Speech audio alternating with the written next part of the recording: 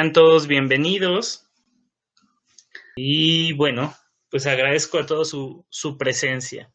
Lo que vamos a ver el día de hoy son las bases metodológicas, históricas y teóricas que aprendemos en la certificación internacional en coaching ejecutivo, que Business Coaching School de la mano de diferentes partners en diversos países de Latinoamérica como Ecuador, Perú, México, evidentemente, entre otros, lleva a cabo.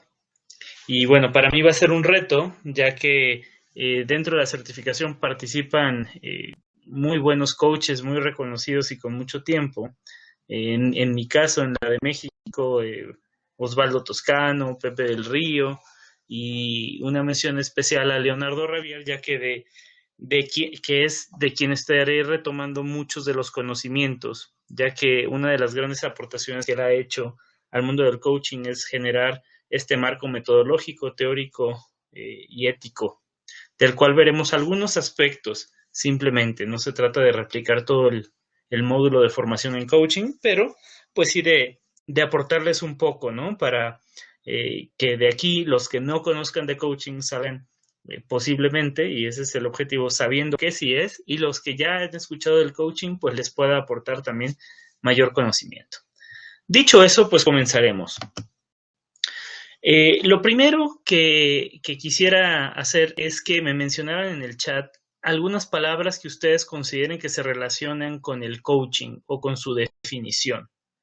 De esta manera podemos partir de tal vez un punto común.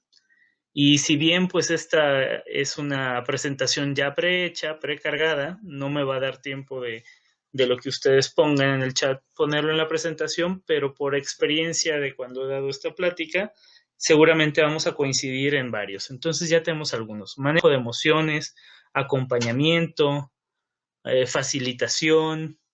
¿Qué más? ¿Qué más relacionan con la palabra coaching? Seguimiento,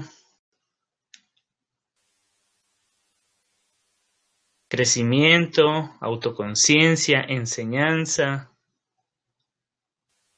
Excelente. Encontrar y gestionar. Vaya, pues varias palabras de todo estilo. Aprendizaje, talento. Muy bien. Pues miren, estas son algunas de las palabras que yo he encontrado que la gente dice y como pueden ver, hay varias que coincidimos, ¿no? Sobre todo en la parte de acompañamiento, ¿no? De potenciar, ¿no? Potenciar los talentos, por ejemplo, o el aprendizaje, mejorar, ayudar, ¿no? Hay gente que menciona que es de ir de un estado actual a uno deseado. Hay gente que lo entiende como apoyo o como formas de resolver problemas o cumplir objetivos, entre otros. Entonces, si se fijan entre estas palabras que, como les digo, ya estaban como prehechas en la presentación, pero las que me ponen me servirán para la siguiente presentación, pues son muy pertinentes, podríamos agruparlas de la siguiente manera. O sea, ¿qué nos dicen estas palabras? Uno, un set de palabras como potenciar, impulsar, mejorar o tomar conciencia nos hablan de lo que hace el que recibe el coaching, que en el mundo del coaching se llama coachee o cliente. Por otro lado, acompañamiento, acompañar, ayudar, apoyo, habla de qué hace quien da el coaching, que en este caso es el coach.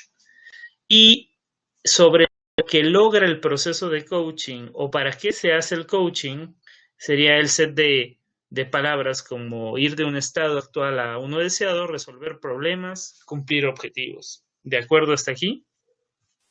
Ahora, otros métodos de ayuda que encontramos en el mercado, además del coaching, está, por ejemplo, la consultoría, la terapia, el mentoring, entre otros. Y aquí es donde encontramos uno de los primeros problemas, y esto es de lo que Leonardo Ravier en su libro de Arte y Ciencia del Coaching habla sobre la crisis de identidad del coach que él vivió una vez que se formó como coach de la escuela de John Whitmore hace varios años, Dice que cuando él salió y quiso entablar conversaciones con profesionales de la ayuda, ¿no? O de técnicas de ayuda, como estas que menciono, le costó mucho trabajo poder distinguir qué era realmente lo que él hacía, o sea, cómo se distinguía de la terapia, de la consultoría, del mentoring. Y es que nos encontramos con el siguiente problema. A ver, ya dijimos que el coaching hace todo esto, ¿cierto?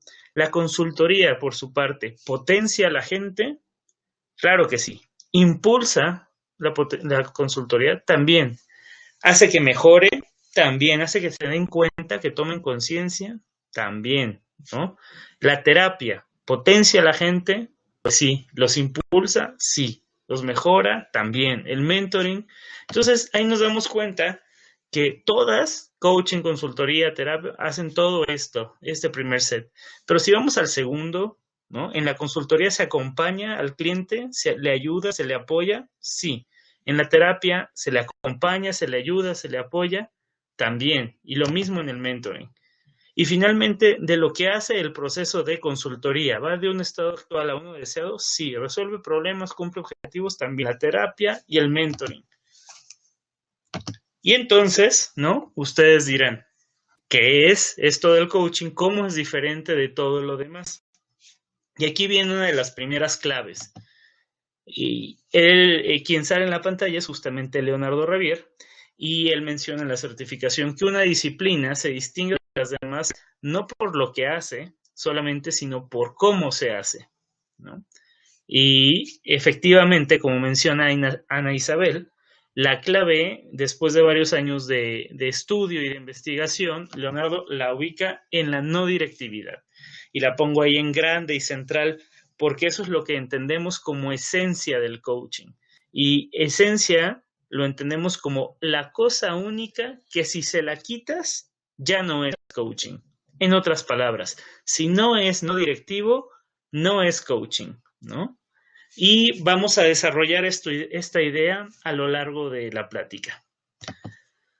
Para comenzar hay que entender que hay dos tipos de conocimiento, es decir, hay dos formas de atender los problemas en la vida o los procesos de aprendizaje y de crecimiento. Uno es el conocimiento técnico y otro es el conocimiento tácito. ¿Alguien me puede mencionar qué entiende por cada uno de ellos? Explícito e interior, menciona Luis. Incluso ya les pongo algunas pistas con las imágenes. ¿Sale? Entonces vamos hacia allá. Social y personal. Ese no es tan preciso, pero entiendo lo que quieres decir, Luis. El conocimiento técnico es el que te enseñan en el colegio, dice Kate. Sí, en gran parte eso es muy cierto, Kate. ¿Quién más? ¿Quién más tiene alguna idea? Sobre todo con las pistas que están ahí. El primero requiere un estudio previo, conocimiento técnico es académico, la educación explícita es parte del desarrollo personal, el uno es por sentido común, no tiene una técnica ni una regla de cómo se realiza, el tácito es práctico, externo e interior. Pues sí, va por ahí. En palabras muy, muy cortas, el conocimiento técnico es el que podemos verbalizar, podemos hablar de él, y lo podemos transmitir de una persona a la otra. Al verbalizarlo, quiere decir que lo podemos poner, por ejemplo, por escrito, y aunque una persona no hable con la otra, si la otra lee esto que se ha escrito, va a adquirir un conocimiento, ¿no? Puede ser que haya una grabación, ¿no? Que alguien después vea este webinar y aprenda algo. Esto es lo que estamos haciendo ahorita, es justamente conocimiento técnico. El tácito, por otro lado, no se puede verbalizar y no se puede transmitir. Por eso pongo la imagen de una bicicleta. Es decir, ustedes o cada uno de nosotros podría haber tomado un diplomado en andar en bicicleta y si nunca nos hemos subido a una, a la hora de hacerlo, tal vez nos caeremos. por más que nos hayan explicado la ley de la gravedad o la ley física de cómo andar en una bicicleta, tenemos que hacerlo. Y es algo que no lo podemos explicar y tampoco lo podemos transmitir, no lo podemos heredar tampoco. Entonces, se tiene que aprender, nace desde el interior, como bien menciona Luis, ¿no? En otras palabras, el conocimiento técnico transmite información verbalizable, ¿no? Lo que se asume con el conocimiento técnico es que la otra persona está, digamos, incompleta, que le falta algo y que una de esta persona tiene ese conocimiento, eso que le falta, y se lo va a pasar, ¿no? Se lo va a dar, lo va a complementar, lo va a llenar con ese conocimiento, ya sea de manera verbal o de alguna otra, que sea verbalizable, ¿no? El conocimiento tácito es el que se genera en la persona y no se puede verbalizar, sino que nace en esta persona. Y el encargado de que nazca, pues es principalmente esta persona. No sé si han visto esta frase de Benjamin Franklin, que es bastante conocida, y dice: dime y lo olvido, enséñame y lo recuerdo, involúcrame y lo aprendo. Si se fijan, va desde la parte técnica hasta la tácita. Los sistemas escolares, principalmente en México, desconozco cómo sean en los países donde nos visitan, en Colombia, en Ecuador, que veo que nos visitan, pero por lo menos en México, que es donde yo estoy y donde he vivido pues toda mi vida, son bastante técnicos, son de bastante transferencia y tienden mucho a la memorización, es decir, privilegian la acumulación de información por sobre la relación de ideas o la innovación o la generación de nuevo conocimiento.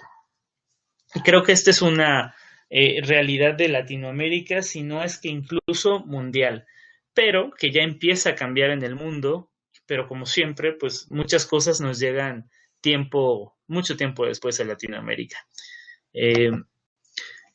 Y la cosa es que toda nuestra vida hemos vivido en este paradigma del conocimiento técnico. Desde que somos pequeños, ¿no? Como todo bebé o como todo infante, al ser no auto, no poder funcionar por nosotros mismos, pues nos hacían las cosas, ¿no?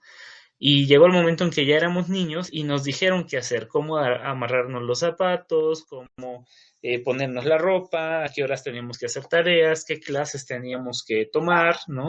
Cómo comer, cómo se debe de hablar, cómo se deben de poner los brazos en la mesa, ¿no? Esto más adelante, cuando ya fuimos adolescentes, pues también nos dijeron a qué horas teníamos que llegar, cómo teníamos que comportarnos en la escuela, hacia afuera, qué música teníamos que oír, qué cosas no teníamos que ver en la tele. Y esto nos lleva como una tendencia, ¿no? Hacemos el servicio militar, los hombres principalmente, y ahí el cabo, ¿no? La persona a cargo, pues nos dice qué hacer. Llegamos al trabajo después de la universidad y tenemos un jefe o un director o un gerente que nos dice qué hacer y cómo hacer las cosas, ¿no?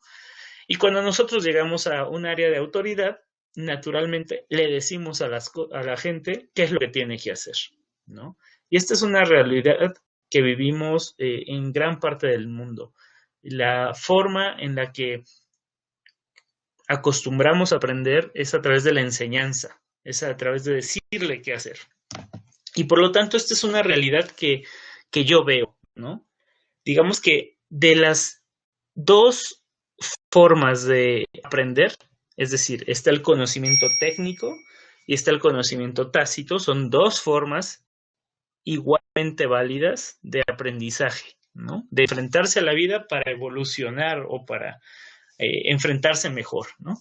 Sin embargo, en la esfera azul pongo lo que yo considero, y esto no es para nada que sea una realidad exacta, sino es una percepción, el uso consciente del paradigma, ¿sale? Dentro del conocimiento técnico Usamos muy conscientemente esto, le decimos a la gente qué hacer. Sin embargo, la necesidad real de transmitir conocimiento es mucho más baja. Por otro lado, dentro del conocimiento tácito, la necesidad de que la gente aprenda por sí misma es mucho más grande. Y el uso consciente de este paradigma, o sea, de que dejamos a la gente o que promovemos espacios para que aprendan, es mucho más pequeña. Y se los digo porque todas las personas tenemos vidas distintas y nosotros tenemos que aprender a ser los expertos en nuestra vida. ¿Cuántas veces no nos sucede, ya sea en el trabajo, en la vida profesional o en la vida personal, que cuando tenemos un problema, quien nos quiere resolver o ayudar a resolver nos dice qué hacer, nos aconseja, nos recomienda, pero ese consejo y esa recomendación viene desde su experiencia y desde su conocimiento. Evidentemente, al ser personas distintas, la forma de evaluar, ejecutar o las mismas herramientas con las que se cuentan son distintas y por lo tanto lo que para una persona es válida, para la otra puede no serlo. En ese sentido, el conocimiento técnico funciona muy poco para las personas que tienen problemas personales muy particulares de su vida. Esto posiblemente viene de un paradigma obsoleto, que es el de la era industrial. Ustedes recordarán que pues ahí del siglo XVIII, ¿no? Cuando se empiezan a generar las máquinas y por lo tanto las fábricas y por lo tanto las ciudades alrededor de las fábricas, se empieza a mover la gente de un paradigma rural a uno industrial, donde se combinaba la técnica de la máquina con la labor física. El ser humano, la persona, el trabajador valía por su mano de obra, ¿no? Incluso de ahí viene la expresión que lo allega a cuestiones físicas, ¿no? Es su trabajo físico-muscular. Incluso se generaron líneas de producción y se encontró que si las personas se especializaban, como bien está mencionando Luis, ¿no? Con el enfoque tayloriano mecanicista, eran muchísimo más eficientes. Era mucho mejor que una persona se enfocara como la persona que tenemos al frente en apretar una tuerca que en hacer 10 tareas para un solo objeto. Si esta persona solo apretaba la tuerca, pasaba la pieza y el siguiente le daba la vuelta y le ponía una rosca y el siguiente le pasaba el trapo por un lugar y tal vez le pintaba algo y así el siguiente, iba a ser muchísimo más rápido la forma de producción, muchísimo más eficientes.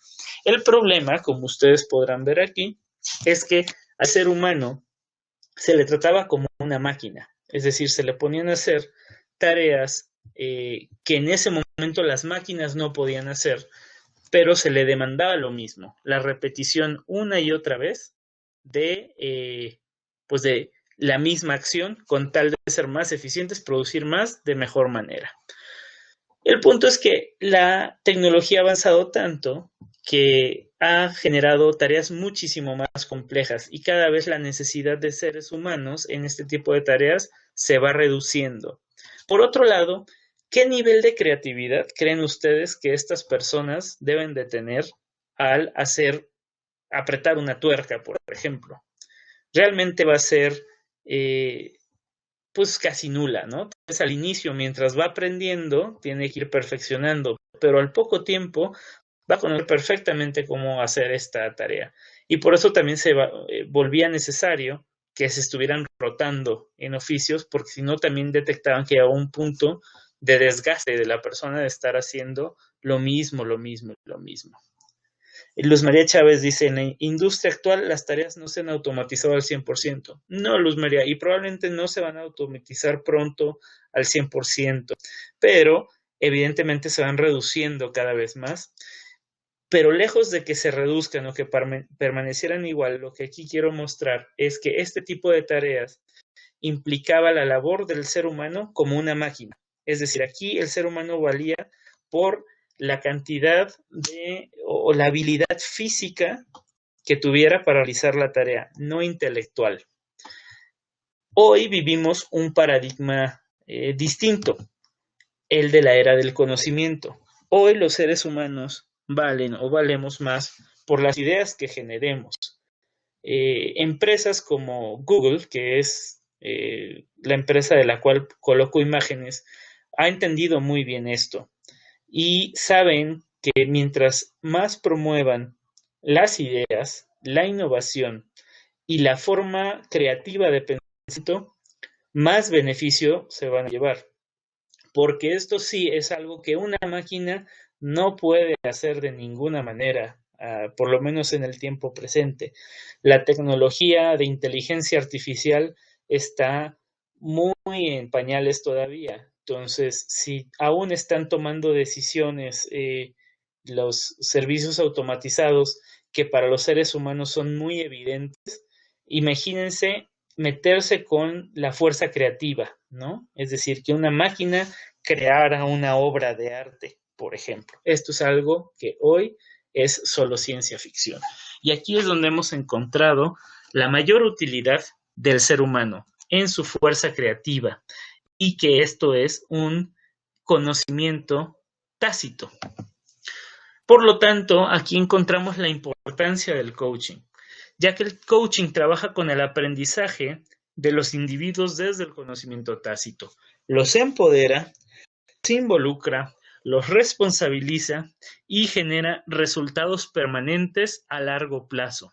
Por eso el coaching se ha popularizado tanto y entra como un nuevo paradigma, bueno, no nuevo, tal vez novedoso, porque el paradigma siempre ha estado ahí, como lo vamos a ver un poquito más adelante, pero como les mostraba en gráficas anteriores, ha sido muy poco explotado a pesar de ser muy necesitado. Sin embargo, el coaching tiene limitaciones. El coaching, como yo digo, no sirve para todo, ni sirve para todos, ni sirve en todo momento. Lo que sí es que para lo que sí sirve, no hay nada que funcione mejor que el coaching. Y ahorita vamos a ver, ya estamos entrando justo al core de la plática. Estos son los factores clave que identifico para poder elegir el coaching como la mejor opción para resolver un problema. Los de abajo los retomo de la literatura de Leonardo Ravier, los de arriba son indirectamente de ahí, pero también de observación propia. 1. De las circunstancias de la persona. La persona tiene que estar motivada. Esto quiere decir, la persona debe querer por sí misma resolver ese problema, alcanzar ese objetivo, tomar esa decisión. Si este es si el objetivo es impuesto por alguien más, digamos, un empresario te contrata como coach y le dices que yo quiero que tú hagas que él mejore su desempeño. Lo primero que hay que hacer es preguntarle a esa persona, ¿tú quieres mejorar tu desempeño? Y si la persona te dice, no quiero mejorarlo, entonces no hay manera de que esto lo vaya a hacer. Por lo tanto, la persona tiene que estar motivada, tiene que encontrar sentido a lo que va a hacer y debe de querer hacerlo. Esto es clave. Sin motivación no va a funcionar el coaching. 2. La responsabilidad. La responsabilidad la entendemos como todo lo que está dentro de su área de influencia y de poder para poder actuar. Una sesión de coaching en la que una persona quiera que otras personas cambien o hagan las cosas diferentes, tampoco va a ser efectiva. Se debe de atender ese problema desde la responsabilidad de ese individuo. Ejemplo, un ejecutivo quiere que su equipo sea mucho más eficiente y entonces dentro de la sesión de coaching se la pasa hablando de lo ineficientes que son y cómo deberían de ser mejor. Para poder generar un objetivo de aprendizaje dentro del coaching se le tendría que decir, ¿y tú cómo le haces para que sean ellos ineficientes? ¿No? ¿Qué puedes hacer tú para que ellos sean eficientes? Es decir, centramos y volcamos el problema o la situación sobre la persona, no sobre otras. Si se la pasa hablando de otras personas, esto es una sesión de desahogo, no de coaching. Y finalmente el poder. Y en el poder yo lo pongo así porque jerarquía, que sería tal vez la primera elección, es inexacta. Aquí de lo que se trata es que la persona, el cliente, el coachee, lo que dice que va a hacer, lo pueda hacer. Entonces, perdón, Luz María, me preguntas, ¿es correcto hacer ese tipo de preguntas en público o solo en una sesión uno a uno? No, esto lo estamos hablando en una sesión uno a uno, sin embargo, tú sabes que también hay jefes que no les importa y que en una sesión de coaching grupal pueden ser irrespetuosos y hasta agresivos con sus colaboradores o sus empleados, ¿no? Sin embargo, el ejemplo que puse es que fuera en una sesión uno a uno en total confianza, ¿no? En ese sentido, no sirve de nada si la persona no retoma su responsabilidad, lo que esa persona puede hacer. De otra manera, lo que está esperando que suceda es magia. Pero volvemos al punto del poder. Les comento de nuevo. El poder, como yo lo entiendo, es que la persona lo que dice que va a hacer, lo haga. ¿Qué pasa? ¿Por qué no pongo jerarquía? Hay empresas, sobre todo empresas familiares, donde hay gente de poca jerarquía, pero de mucha influencia. Tal vez la asistente del director o tal vez gente incluso externa a la empresa. Tienes el jefe, digamos, que es el hijo del dueño, pero el dueño que ya no está en la empresa tiene mucho más poder, ¿no? Entonces, tal vez el hijo del dueño, que es el jefe de la empresa, dice que va a hacer algo, pero el que realmente controla es su papá y no lo va a dejar. Entonces, esto tenemos que analizarlo muy bien. Si la persona con la que estamos hablando es un tomador de decisión y lo que dice que va a hacer, lo puede hacer. Por eso se dice regularmente que el coaching ejecutivo trabaja solo con altos directivos, porque por lo general los niveles operativos no pueden tomar decisiones dentro de las empresas para cambiar las reglas del juego, digamos. Esto solo lo pueden hacer directores, managers, directores generales. Sin embargo, no es una ley grabada en piedra. Mientras existe influencia, es decir, poder, se puede llevar a cabo. Y el punto segundo tiene que ver con las circunstancias del problema. Esto lo tomo directamente de Leonardo Ravier, de su matiz de tiempo para aprender y conocimiento. 1. Es eso, debe de haber tiempo para la prueba y el error. Y 2, debe de haber una necesidad de aprendizaje desde el conocimiento tácito, no desde el conocimiento técnico. Lo vamos a ver más a detalle. Aquí tenemos este diagrama, este gráfico, donde pueden ver que existen dos ejes. Uno que dice tiempo para aprender, de un lado tiene insuficiente y del otro suficiente. ¿Qué quiere decir esto? Tiempo para aprender insuficiente significa que no hay tiempo para aprender, simplemente. Esto no quiere decir que sea un día o dos o una semana o un mes. Simplemente es para el cliente, no hay tiempo. No tiene tiempo de que aprenda, no tiene tiempo para la prueba y el error. Y el suficiente, de nuevo, no significa que sea una semana o un año o 6 meses, esto depende del cliente, pero para él sí hay tiempo para que aprenda. Y del otro lado es el tipo de conocimiento que se requiere, si es tácito o técnico, que ya lo explicamos. Entonces empecemos a ver las combinaciones desde el lado izquierdo. Cuando no hay tiempo para aprender y necesito generar conocimiento desde mí, es decir, tácito, entonces el mentoring sirve mucho. Y entendamos el mentoring como este proceso de la persona que estuvo muchos años en la empresa, se jubiló, alguien más toma el puesto y entonces llega y le platica él cómo hacía las cosas, es decir, le transfiere su experiencia. Le dice, yo lo hacía así, yo buscaba a estas personas, yo resolvía estas cosas así. Y ya el nuevo sabrá qué de eso él retoma, qué extrapola, qué adapta, ¿no? Mediante su creatividad. Listo. Vamos hacia abajo y vemos que cuando el tiempo es insuficiente, pero además necesita la persona transferencia de conocimiento, es decir, no tiene tiempo para aprender y necesita que le digan cómo resolver, la consultoría viene excelente.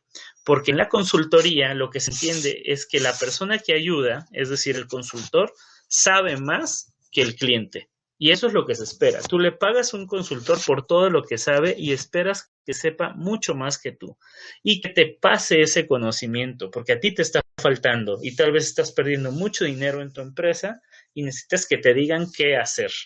Entonces ahí, como no tienes tiempo, necesitas que alguien te dé. Un ejemplo clásico de esto son los médicos. Incluso los consultores, a ustedes les habrá tocado, se comparan mucho con los médicos. El médico, cuando tú llegas a consulta con un problema, estás enfermo, algo te duele, algo ha hecho que vayas con él, tú le dices qué es lo que tienes, él diagnostica y él te dice, tienes esto, necesitas tomarte esto otro. Algunos médicos también te venden el medicamento y otros simplemente te dan la receta para que tú vayas y lo compres, ¿no? Y que un consultor, tú necesitas unos cursos de esto, necesitas un software de esto, necesitas cambiar tus procesos aquí, y hay quienes te lo hacen también, o hay quienes nada más te dicen, tienes que hacer esto y tú ya buscas con quién lo haces, ¿no? Si con Utlab Consultores o con Business Coaching School o con quien sea. Entonces, esa es la consultoría. Del otro lado, hacia la derecha, tenemos la formación, es decir, la capacitación, cursos, talleres, workshops, certificaciones, diplomados, etcétera. Ahí entonces tienes tiempo suficiente para aprender. Puede ser más de un día, puede ser semanas, o sea, hay tiempo. Y el conocimiento es técnico. Necesito un curso de funciones avanzadas en Excel. Ahí yo no necesito que a mí se me ocurra cómo podría hacerlo. Necesito que alguien me diga cómo tengo que hacerlo. ¿Sale? Y hasta arriba tenemos, por lo tanto, el coaching en azul, donde el tiempo es suficiente y el tipo de conocimiento es principalmente tácito. Es decir, la persona tiene que encontrar las respuestas por sí mismo, que no hay nadie que le pueda decir cómo resolver el problema.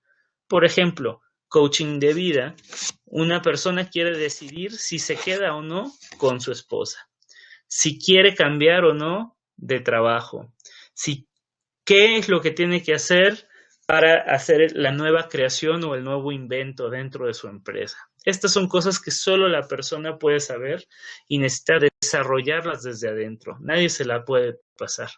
Y aquí lo más importante, lo que distingue a todo lo demás, el coaching de todo lo demás, es que no hay transferencias. Es decir, no se le dice a la persona qué hacer, ni se le da experiencia. No hay transferencia de conocimiento ni experiencia, lo reitero. Es esto lo que llamamos no directividad. En todos los otros se transfiere conocimiento, se transfiere experiencia. ¿Sí? Y entonces, imaginemos, ahorita voy a tratar de contestarte, José Alfredo. Imaginemos que vamos por el mar en un jet ski, en una lancha, y hay alguien que se está ahogando. ¿Funcionaría hacerle coaching? No, es decir, alguien ves que está manoteando y dice, ayúdame, ayúdame. Y entonces tú, que eres el mejor coach de todo tu país, pasas y le dices, oye, y claro que te voy a ayudar. A ver, empecemos con analizando, ¿no?, tu realidad. ¿Y a qué sabe el agua, no? ¿Cómo te sientes de estar ahogándote? ¿Qué se te ocurre que podrías hacer en este momento? La persona inevitablemente se va a ahogar, porque la persona en ese momento necesitaba ayuda, necesitaba que lo sacara a alguien, que le aventaran una cuerda o tal cual, que lo agarraran, que le dijeran qué hacer. Aquí evidentemente no viene bien el coaching. Por eso digo que el coaching no es para todo, ni es para todos, ni es para todo momento. A ver, José Alfredo, dices que si existe alguna diferencia entre hacer coaching y hacer gestión de conocimiento. La gestión del conocimiento se da en el coaching. La cosa es el cómo se genera la gestión del conocimiento. Si la generas desde la no directividad, es decir, desde no transmitir conocimiento ni experiencia, o siendo directivo, diciéndole a la gente lo que tiene que hacer y cómo tiene que hacerlo, ¿no? Dándole pistas o pautas para que puedan gestionar el conocimiento, ¿no?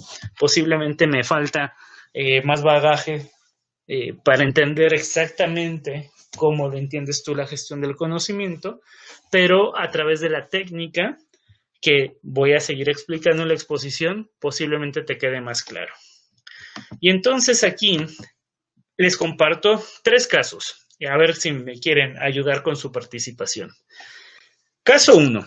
Hay una crisis en la planta por un escándalo de relaciones públicas. Todos estamos como locos tratando de solucionar el problema por el impacto negativo que tendrá en las ventas de la marca en este y el próximo año dicha crisis. ¿Qué hacemos? ¿Les damos coaching o no les damos coaching? ¿Qué dicen? Dice Juan Carlos que no.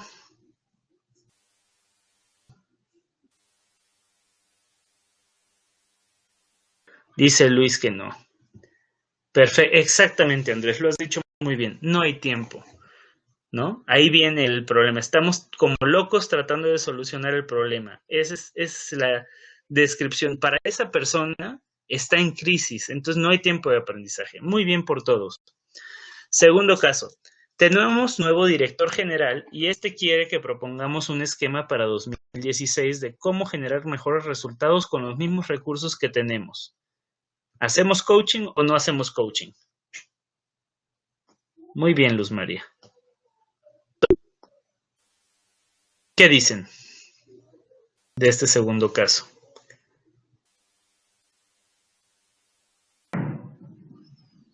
Ya vi que se la están pensando tantito más. Dice Alex que sí y Andrés que no. Dice Luis que sí. ¿Quién más quiere participar? Considerando que 2016 está a la vuelta, no lo recomendaría. Luz María pone una variable de tiempo. Allí se requiere conocimiento técnico. Ok, yo les voy a decir, el truco de esta segunda es que no está especificado el tiempo. Aquí lo que hay que preguntarle a la persona es cuánto tiempo tienes para generarlo, ¿no?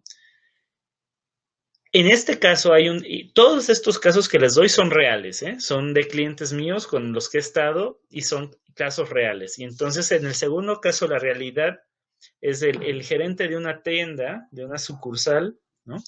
Hay un nuevo director a nivel nacional y les dice, yo quiero que sean más lean, ¿no? Más esbeltos, que con lo que ya tienen hagan mucho más.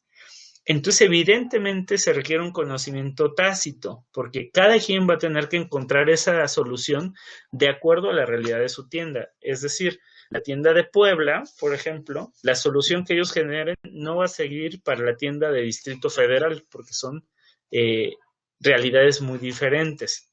Entonces sí se requiere el conocimiento tácito. Entonces hasta ahí todo bien. La otra cosa es la variable de tiempo.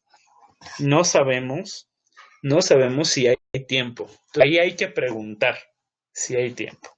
Si hubiera tiempo, viene muy bien el coaching. Si no, si es como dice Luz María, si ya se necesita para la próxima semana y el cliente considera que en una semana no lo puede tener listo, entonces necesita consultoría, por ejemplo, o necesita mentoría, ¿no? En este caso, según el esquema que vimos.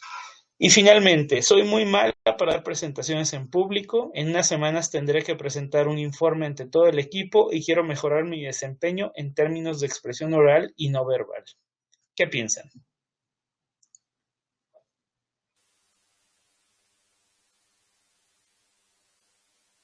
Sí, sí se puede. Necesitaría formación. Bueno, para no tomar demasiado tiempo en esto, este también tiene un poquito de juego. Es también un caso real. Es uno que me platicó Leonardo Ravier de una cliente suya, o suyo, sí. Y aquí lo que sucedió es que ella sí contrató el coaching para esto y dijo es que yo necesito saber hacer presentaciones eficaces. Evidentemente el coach no le iba a dar clases de cómo hacer presentaciones, pero fue en el proceso de coaching que salió que ella, esta persona, decidió que necesitaba ir a tomar esas clases. Pero además de tomar esas clases, hizo más cosas que salieron del proceso. Entonces, como ven, fue un proceso paralelo. El proceso de coaching le sirvió para aprender cómo tenía que aprender, ¿no? Entonces, este es un caso curioso donde dentro del proceso de coaching se desarrolla el conocimiento tácito que requiere que contrate a otra persona para que le desarrolle el técnico. Y esta persona combinó los dos tipos de conocimientos. Fue muy interesante. Bueno, vamos a avanzar. ¿Con qué trabaja el coach? Básicamente hay 3 herramientas, o como le llama Leonardo, 3 metacompetencias. Una es la observación y escucha fenomenológica, la otra el espejeo y otra es la pregunta. Yo agrego una más que es el silencio, que también funciona. Y para Leonardo está inserto dentro de estas 3. Después lo vamos a desarrollar un poco más. También en el coaching se utiliza algo que llamamos el modelo GROW, que según un estudio que realizado hace como 3, 4 años entre coaches en Inglaterra, el 33% de los coaches decían utilizar este modelo, otro 32% decía utilizar otra variedad de modelos y otro 33% más o menos decía que no sabía qué modelo utilizaba. Esto quiere decir que de la gente que conscientemente utiliza modelos dentro del coaching ejecutivo o de vida, la mitad utilizan el modelo GROW. En otras palabras, es el modelo más popular y más eficiente que existe en el coaching. Y con lo que me gustaría dejarlos es que se compone principalmente de 4 áreas. Una donde se desarrolla la meta muy fuertemente. Una segunda donde se analiza la realidad, es decir, dónde se está en ese momento, ¿no? Respecto a dónde se quiere llegar. Después se generan opciones de cómo llegar allá y finalmente se trabaja con la voluntad y se genera un plan de acción que se llevará a cabo. ¿Y cómo funciona un proceso de coaching? Pues de esta manera, ¿no? Tenemos una sesión exploratoria donde se trabaja fuertemente el objetivo que le llamamos de proceso. Es decir, de aquí a 6 meses, ¿dónde te quieres ver? Cuando se acaba el proceso de coaching. 6 meses es un decir, ¿no? Y entonces, ya que sabemos a dónde queremos llegar hasta el final, se van trabajando en cada sesión objetivos específicos u objetivos de sesión que te van a ir haciendo acercarte hacia ese objetivo grande, ¿no? Entonces es la suma de la concreción de los planes de acción de las sesiones lo que te va a llevar a el objetivo de sesión. Entonces la última es la sesión de cierre, donde posiblemente o ya se llegó al objetivo o ya se cumplió el tiempo que se había establecido. Ahora, ¿de dónde viene esto del coaching? O sea, ¿cómo sucede que hoy en día es esto que les estoy platicando, del conocimiento técnico, del tácito, de las sesiones, del modelo GROW? Y Leonardo, en su investigación, encontró varios hitos. Yo me voy a concentrar principalmente en 3 hitos históricos, a pesar de ser pues, más de 10 hitos de los que podríamos hablar. El primero es Sócrates, la metafísica griega, la mayéutica y la dialéctica. Ustedes recordarán que Sócrates era una persona a quien se le consideraba un sabio y ante algunos ojos de los sabios de ese momento era un falso sabio. Es decir, ante los ojos de los sofistas era un falso sabio, porque en realidad no sabía y la gente lo admiraba y lo reconocía como un sabio. De aquí el yo solo sé que no sé nada. Y les voy a enseñar de dónde viene esto y cómo esto se parece al coaching. Y este es un extracto que destacamos o se destaca dentro del primer módulo de la certificación. Dice Sócrates, platicando con Téteto: bien, inocente joven, ¿no has oído que soy el hijo de una animosa y venerable comadrona? Una comadrona es una partera, ¿no? Una persona que ayuda a parir. Y entonces le dice, sí, lo he oído. ¿Y has oído también que ejerzo el mismo arte? Dice, no, para nada. Pues bien, entérate, pero no vayas a denunciarme. Los demás ignoran, camarada, que poseo ese arte. Y por esa razón no dicen nada cuando hablan de mí. Al contrario, dicen que soy un extravagante y que pongo en aprieto a la gente. ¿También has oído eso? Sí, le dice. ¿Te digo la causa? Sí, dime. Y entonces dice Sócrates, y esta es la parte importante. Mi arte de alumbrar comprende, pues, todas las funciones que cumplen las comadronas, pero difiere del suyo en que asiste a hombres y no a mujeres, y que provoca el parto en sus almas y no en sus cuerpos. Por otra parte, tengo en común con las comadronas que soy estéril en materia de sabiduría, y el reproche que me han hecho a menudo de interrogar a los demás sin declararme sobre nada, es decir, sin él tener una agenda o sin él decir así son las cosas, ¿no? Sin tomar una postura, porque no tengo en mí sabiduría alguna, es decir, porque soy un ignorante, es un reproche que no carece de verdad. Entonces, fíjense aquí lo interesante de lo que dice Sócrates. Dice, de la misma manera en que mi madre no tiene al bebé o a la criatura por la mujer que atiende, yo tampoco tengo las ideas por la gente con la que platico. Esas las tienen las otras personas, ¿no? Por ello, no soy nada sabio yo mismo, ni puedo presentar ningún hallazgo de sabiduría al que mi alma haya dado vida. Él no ha generado ninguna idea. Pero todos aquellos que se apegan a mí, aunque algunos de ellos parezcan al principio completamente ignorantes, hacen maravillosos progresos durante su comercio conmigo, ¿no? Su intercambio de palabras. No solo para su juicio, sino para el de los demás. Es decir, no solo ellos mismos salen pensando que saben, sino las demás personas reconocen que algo saben o que alguna idea se generó interesante. Y resulta claro como el día que nunca han aprendido nada de mí y que ellos mismos han hallado en sí y dado a luz a muchas cosas bellas, ¿no? Entonces, fíjense, esto es la base más primitiva de lo que hoy conocemos como coaching. La verdad es que Sócrates sí transmitía conocimiento, sí por medio de la ironía y del sarcasmo tenía una agenda para llevar a la gente hacia algún lugar y por eso la meyéutica no es coaching, pero parte de esta misma base y por eso hemos querido aquí darle un lugar especial.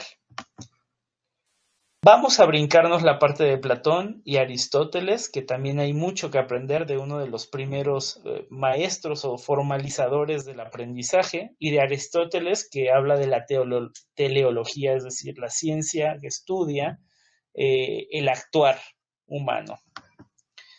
Del existencialismo podríamos hablar de Søren Kierkegaard, de Karl Jaspers y de Martin Heidegger, ¿no?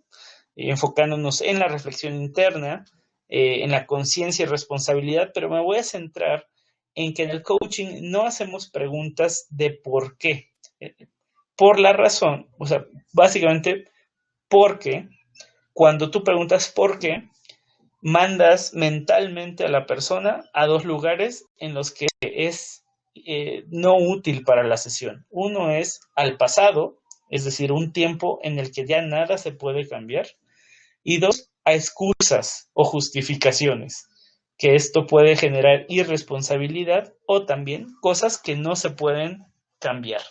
Sin embargo, uno se puede enfocar en el qué, el para qué y en el cómo.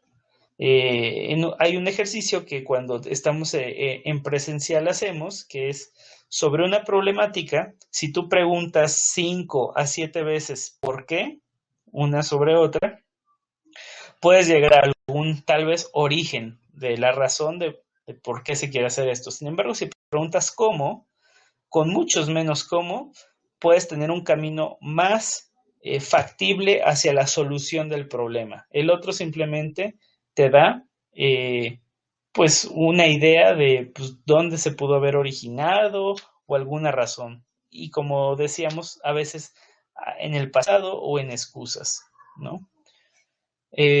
Vamos a brincarnos esta parte para caer en la fenomenología, otro hito muy importante, ya que Husserl hablaba de ver las cosas por lo que son, no por lo que uno es.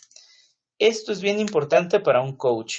Evitar justamente, como menciona Andrés, la parte de los juicios. Un coach no debe de generar juicios, no debe de generar diagnósticos, no debe de sugerir, no debe de recomendar, no debe de pensar y diagnosticar qué es lo que le está pasando al cliente y cómo le voy a hacer que él solucione, sino que debe de promover que el cliente lo pueda hacer por sí mismo.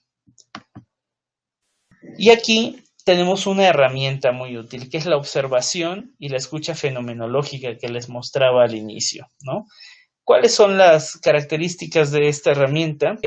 Uno, que no es subjetiva, ¿no? No está sujeta a interpretación, no es entre líneas, no es lo que tal vez quiso decir el cliente, sino que es obvia, es objetiva y está centrada en el cliente. Es tal cual lo que dice el cliente, eso es lo que se retoma. Y ni siquiera importa si el cliente no está utilizando correctamente la palabra como marca la Real Academia de la Lengua, ¿no? Sino importa lo que para ese cliente quiera decir esa palabra y su frase. De la psicología humanista retomamos de Maslow que también se puede trabajar con personas sanas. Recordemos que por mucho tiempo la psicología trabajó con personas enfermas, ¿no? Principalmente en el conductismo o con algunos problemas, ¿no? Como desde el psicoanálisis, pero Maslow nos hablaba de que hay que trabajar con personas sanas que quieren crecer. De ahí la pirámide famosa de Maslow, ¿no? Está Fritz Perls y está Eric Fromm. Vamos a llegar a Rogers en un momento, Luis, y este es un hito en el que vamos a detenernos. Y bueno, simplemente Eric Fromm lo relacionamos con Aristóteles. Aristóteles decía que la gente se mueve por objetivos y Eric Fromm que la gente quiere estar en un estado mejor. Esto es todo y cada una de las cosas que todas las personas hacemos, las hacemos para estar mejor. Todo lo que hacemos, lo hacemos porque creemos que nos va a dejar en un mejor estado. Desde ir al baño, ¿no? Hasta el trabajo que tenemos o la persona con la que nos casamos o todo lo que se les ocurra, ¿no? Aquí encontramos entonces una segunda herramienta, que es el espejeo. Y el espejeo habla en tres niveles o tiene tres facetas. Uno es el reflejo inmediato, que es una técnica de decir lo último que dijo el cliente, ¿no? Es decir, si la persona está hablando, ya tiene un ratito hablando y lo último que dijo, y entonces ya no sé bien qué hacer, el coach le diría, y entonces ya no sabes bien qué hacer. Es decir, retomar las mismas palabras, lo único que cambia es la persona, ¿no? Dentro de la conjugación, del yo al tú, pero son exactamente las mismas palabras en el mismo orden, en la misma gramática que utilizó el cliente. No va a interpretar, no las va a cambiar, no va a preguntar por qué, de hecho no va a preguntar nada, sino que va a reflejar. Y entonces la persona cuando le regresas lo último que dijo, generalmente sigue hablando y sigue profundizando en ese tema. La síntesis es resumir, ¿no? Utilizando las palabras del cliente, lo que ha dicho tal vez en los últimos 10 minutos, tú se lo dices en 30 segundos o en un minuto, ¿no? Y la recapitulación tiene que ver con elegir un tema específico de todo lo que dijo, ¿no? Tal vez hablo de, está en un asunto laboral y hablo de un jefe, de un subalterno, de un compañero y de su esposa, ¿no? Y entonces el coach se da cuenta que ha mencionado cosas contradictorias sobre una de esas personas y entonces para hacerle tomar conciencia le dice, oye, tú has dicho sobre esta persona A, B, C y menos A, ¿no? ¿Qué pasa ahí? Y entonces ya te dirá. Y aquí es donde llegamos justamente a Rogers con la no directividad y hacemos un alto por la importancia que tiene la no directividad, que como dijimos antes, el no transmitir conocimiento ni experiencia al cliente. Y retomo esta frase que dice, las personas son tan hermosas como las puestas de sol, si se les permite que lo sean. En realidad puede ser que la razón por la que apreciamos verdaderamente una puesta de sol es porque no podemos controlarla. De lo que nos habla Rogers ahí es que la gente tiene un potencial de ser mucho mejor de lo que es en ese momento, pero dejándolo ser ellos mismos, no imponiéndoles ser lo que nosotros creemos. De nuevo, quitar un poco el paradigma de lo técnico y promover el tácito. Y entonces, yo cuando he platicado con otros coaches y les pregunto de qué se trata esto del coaching, me dicen esto que es potenciar al otro, acompañarlo, ¿no? Ir de un estado actual a uno deseado, que te hagan darte cuenta de lo que debes de hacer para mejorar. Y yo lo que digo es que no está mal, pero que es impreciso, ya que otras formas de ayuda hacen lo mismo, como lo vimos al inicio. La esencia del coaching es lo que lo diferencia del resto, y esto es el cómo logra estos resultados, y lo hace a través de la no directividad, que es algo que los otros no hacen porque todas las otras transfieren conocimiento y experiencia. Y aquí les comparto esta gráfica que he hecho, que no sé qué tan precisa y exacta sea, pero pues que es una aportación que estoy haciendo. Entonces, de un lado, el lado izquierdo, tenemos la no directividad, es decir, no transferir conocimiento ni experiencia al cliente. Y del otro tenemos la directividad, esto es darle al cliente todo el conocimiento para que resuelva su problemática. Y entonces yo les voy poniendo grados, ¿no? Si vamos de izquierda a derecha, el tener una opinión sobre lo que pasa, pero no compartirlo, genera un ligero grado de directividad. ¿Por qué? Porque si tú tienes una idea, un diagnóstico de lo que le está pasando al cliente, aunque no se lo digas, es posible que en tu lenguaje esto se vea expresado y que eventualmente quieras llevarlo hacia algún lugar o quieras insinuarle algo. Completar las frases del cliente con lo que crees que va a decir, existe un grado de directividad ahí mayor, ¿no? Parafrasear al cliente utilizando tu interpretación. Centrarte en lo que para ti es importante y no para lo que el cliente, él te está diciendo que es importante. Y así por delante, ¿no? Vamos hasta donde ya das al cliente todo el conocimiento para que resuelva su problemática. Y aquí viene la última herramienta de las metacompetencias, que es, en palabras de Leonardo, lo último que hace el coach. Uno de los errores de otro tipo de coaches o de coaching es que creen que la pregunta en sí guarda poder, y les llaman preguntas poderosas, de hecho, y parece que tienen un set de preguntas prehechas, prearmadas, que al hacerlas van a tener consecuencias sobre las personas. Y esto es incorrecto, ya que no existen preguntas poderosas, sino preguntas idóneas. Una pregunta que se considera poderosa puede no servirle a una persona y a otra persona sí. Todo dependerá del momento en el que se hace, la forma en que se hace, incluso el contexto, ¿no? El momento en el que está diciendo el cliente. Sí, de hecho, por eso les mencionaba, Andrés dice, Luis, cuando aplicas el coaching directivo, entonces se vuelve más consultoría. Sí, de hecho puede ser consultoría o mentoring, depende de la otra variable. Como les decía al inicio, si no es no directivo, entonces no es coaching, ¿no? Es otra cosa. Es consultoría, es asesoría, es mentoría o es capacitación, ¿no? Sí, quieren Luz María que regrese a esta diapositiva. Ahí está la diapositiva. De todas maneras, vamos a compartir la presentación para todos, Luz María. Bueno, sigo avanzando porque ya se nos está haciendo tarde.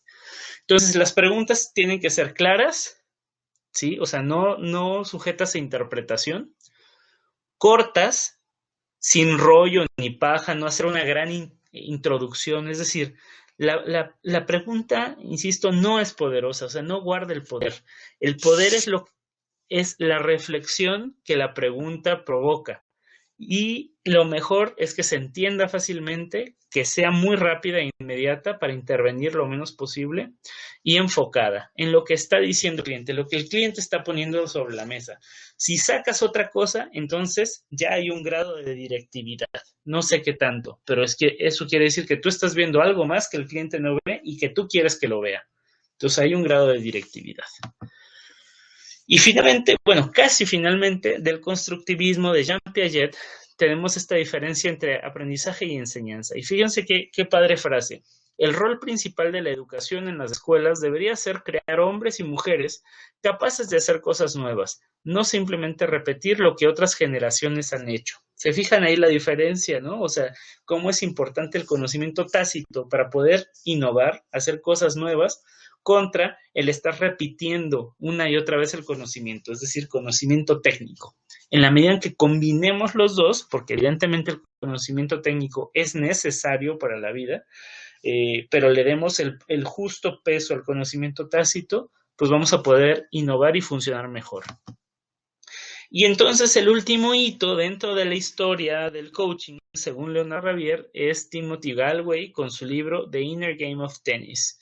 Y él de lo que habla es de cómo las personas tienen un gran potencial que la mayoría no libera, no ejerce, no lo saca debido a lo que él llama interferencias internas. Esto quiere decir miedos, inseguridades, ruido, ¿no? Ego, que no le hace sacar todo su potencial. En la medida en que el coach apoye a que esas interferencias desaparezcan o se reduzcan, el potencial va a aumentar. Y esto lo generamos mediante ejercicios de reflexión. Finalmente, quiero dejarles estas 3 líneas de escuela que existen de coaching. Para los que ya conocen algo de coaching, les puede hacer sentido. La primera es el coaching norteamericano, o que se gestiona principalmente en Estados Unidos. Esta es también investigación de Leonardo Ravier. Thomas Leonard es uno de los principales exponentes.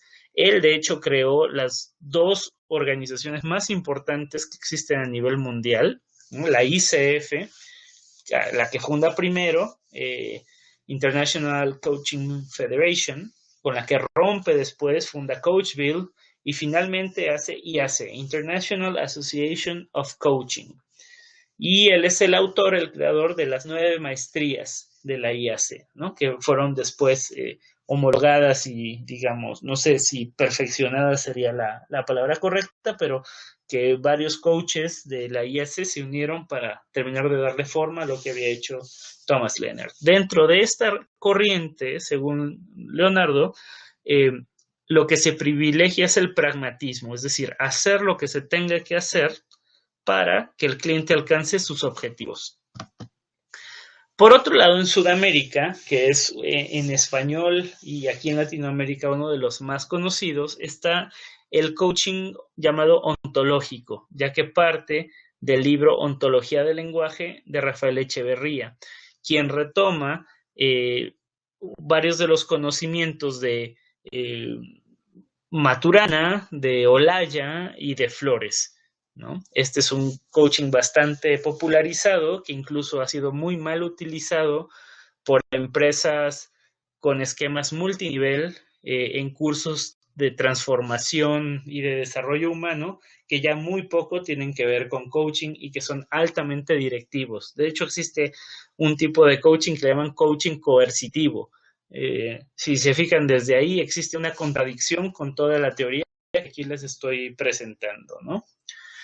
Y finalmente tenemos el coaching europeo humanista. Si bien Tim Gallwey, el coach de tenis que les mencioné hace rato, es norteamericano, se desarrolló principalmente en Europa por John Whitmore, que es la persona que pongo a un lado de él y que es el coautor del modelo Grow que les mencioné antes. Esta es una de las líneas que manejamos en Business Coaching School junto con la línea norteamericana también. Y retomamos algunas cosas incluso del coaching ontológico, porque tiene bastante de utilidad, sin embargo, privilegiando la parte de la no directividad, que entendemos que es la esencia del coaching. Y entonces vamos ya a terminar. Definiendo la profesión del coaching, haciendo un repaso por todo lo que vimos que hay una esencia no directiva, que hay 3 metacompetencias, que es la escucha y la observación fenomenológica, el espejeo y la pregunta, y que hay un modelo, que es el GROW, ¿no? Y que se trata de un seguimiento y por lo tanto es un proceso. De esto, digamos que es un resumen gráfico del coaching.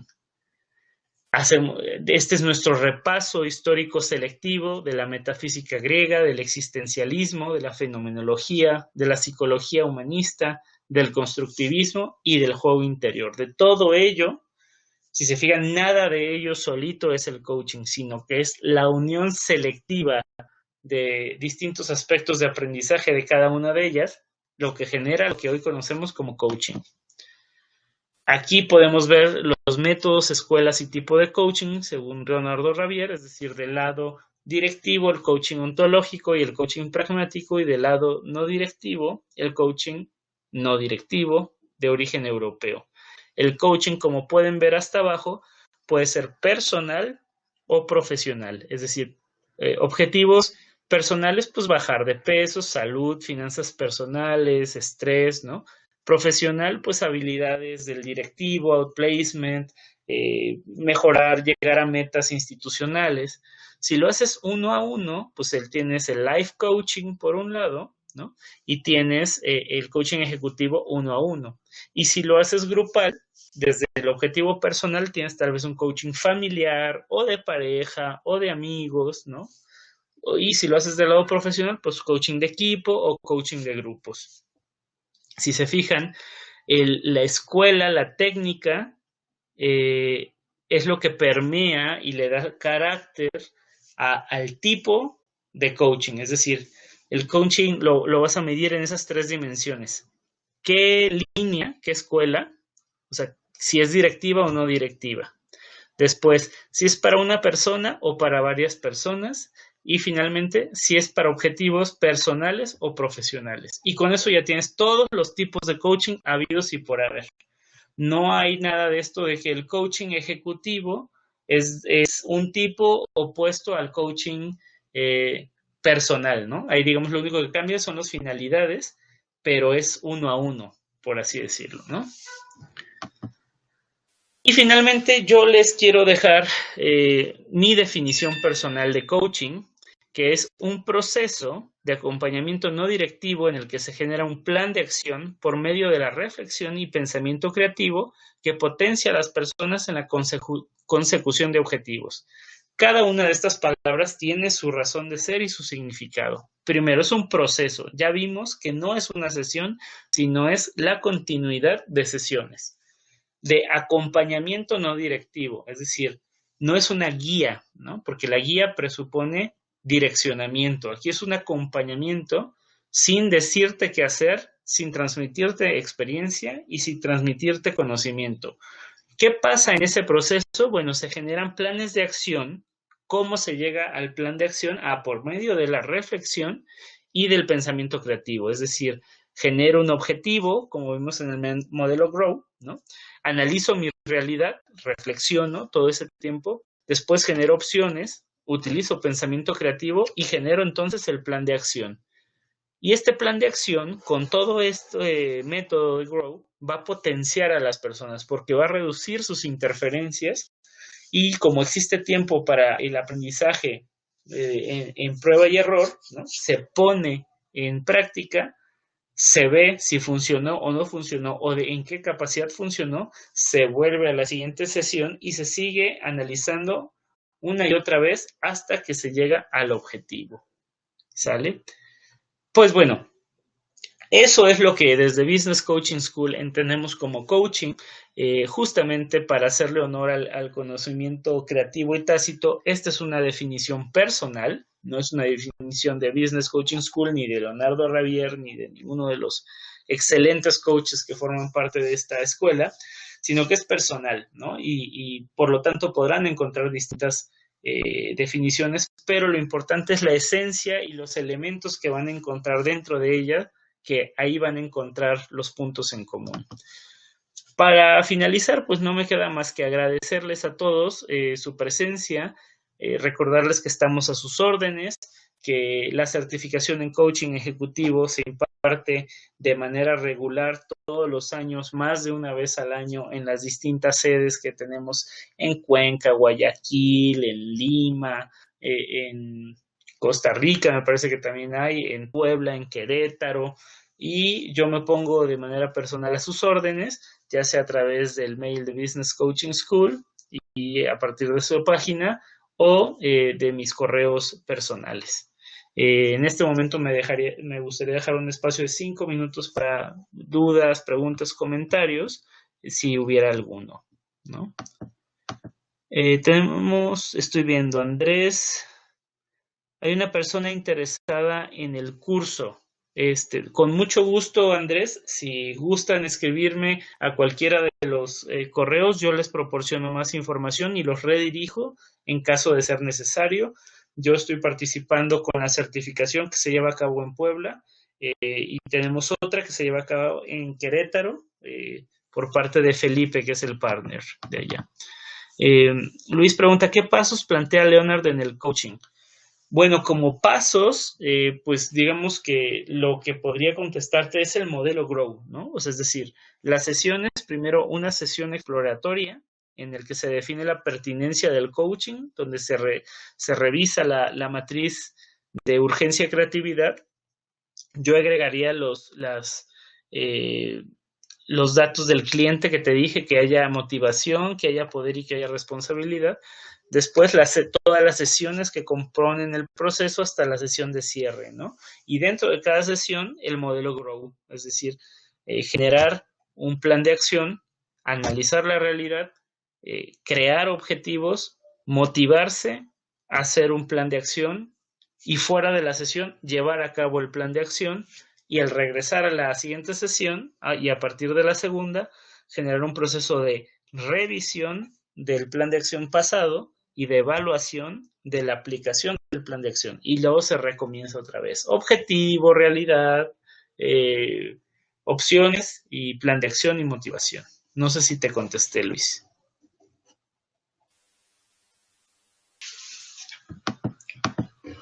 Sí, en este momento ya les comparto las diapositivas para la finalidad que gusten, siempre y cuando nos apoyen siempre citando y haciendo referencia, ¿no?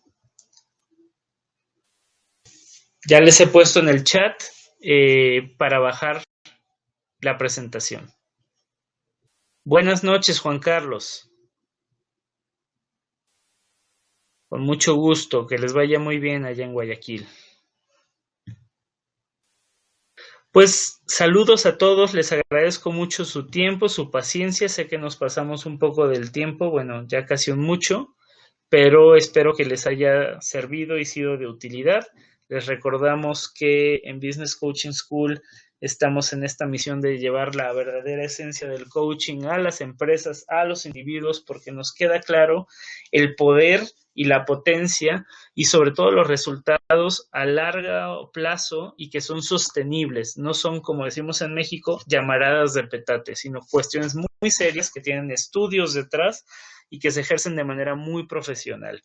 Entonces, ya sea para contratar servicios de coaching o para participar de nuestra certificación, estamos siempre a sus órdenes. Les mando un abrazo desde Cholula, Puebla, México. Que pasen una excelente noche. Hasta luego.